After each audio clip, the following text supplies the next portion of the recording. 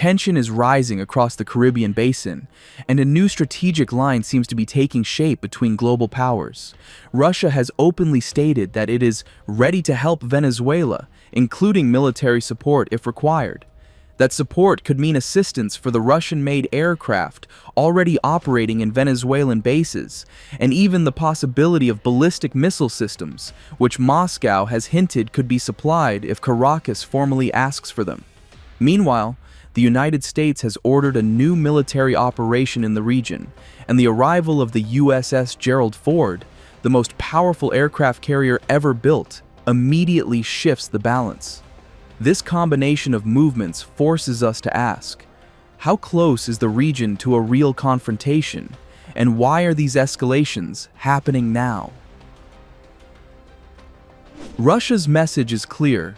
It intends to stand by Venezuela under their existing defense agreements, offering training, maintenance, and potentially new military hardware.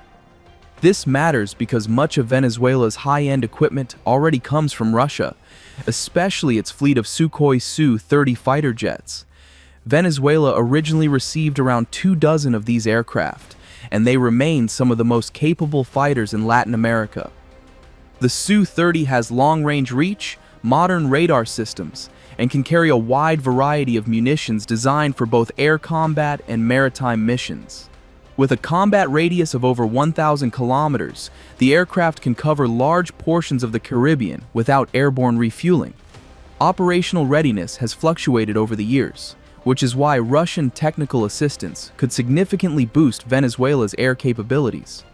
And that raises an important question. If Russia truly steps in with expanded support, how might that reshape the balance of power at the exact moment the United States is increasing its presence nearby? While Russia signals readiness, the United States has launched a new regional operation that strengthens its military footprint across the Caribbean.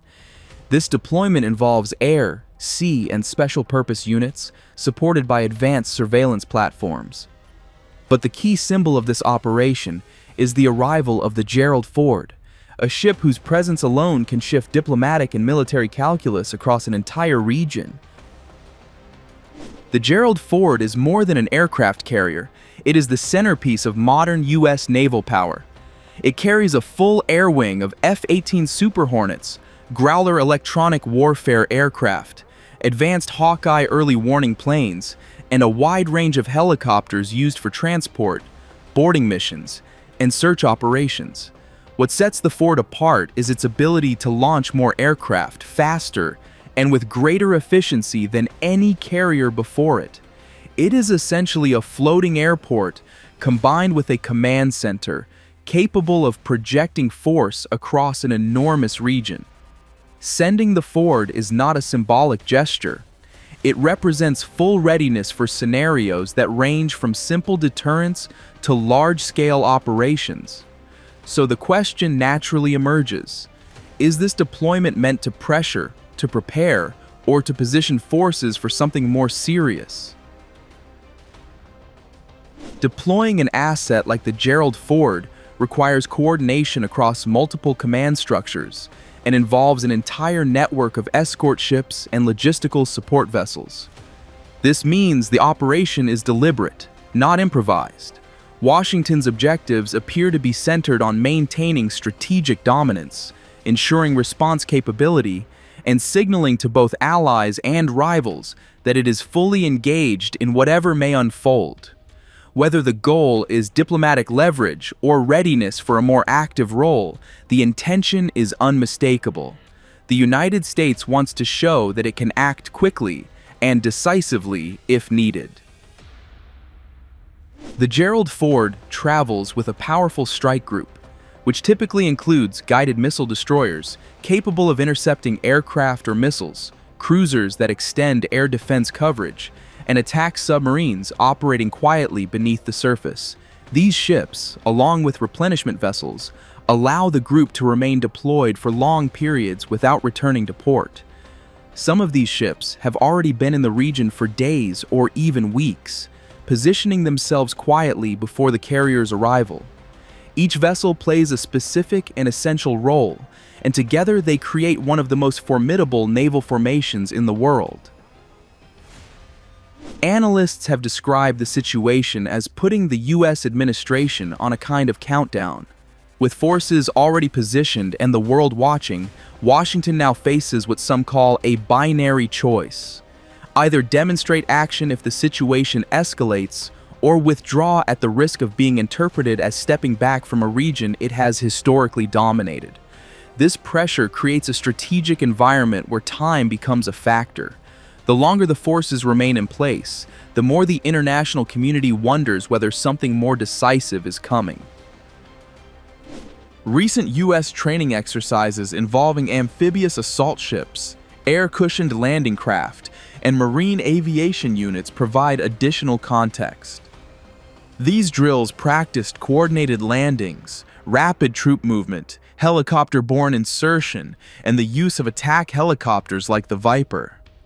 Such exercises often reflect the type of operations a force wants to be ready for. When amphibious units conduct these maneuvers right before a major carrier arrives in the region, analysts naturally examine whether this is simply routine readiness or preparation for a scenario that requires rapid coastal access and mobility. If Washington ever chose direct intervention, the Gerald Ford's air wing would provide immediate air superiority, long-range surveillance, and precision strike capabilities, while amphibious forces could support ground elements in coastal areas. But such an operation would come with significant political and diplomatic consequences, especially considering Russia's open willingness to support Venezuela. This leads to a difficult question. How would the United States respond if Russia began delivering new systems while an American carrier group was operating nearby? And in return, how might Russia react if the U.S. decided to escalate its own presence even further? The answers to these questions will shape the next phase of this unfolding situation. We are watching a rare moment. Russian support becoming more explicit, U.S. military presence expanding rapidly, and regional forces monitoring every move. The Caribbean has not seen a strategic scenario like this in many years, and the balance is delicate. So we're left with the central question. Is this a prelude to negotiation, or the opening steps towards something more dangerous? Only time, and the decisions made in the coming days, will reveal what direction the standoff is heading. Thank you for watching and for staying until the end of the video. If you found this breakdown helpful, feel free to leave a like, share your thoughts in the comments, and consider subscribing for more deep dives into global events and military developments. Your support helps the channel grow and allows me to keep bringing you clear, detailed explanations of stories that are shaping the world right now. Thanks again, and I'll see you in the next one.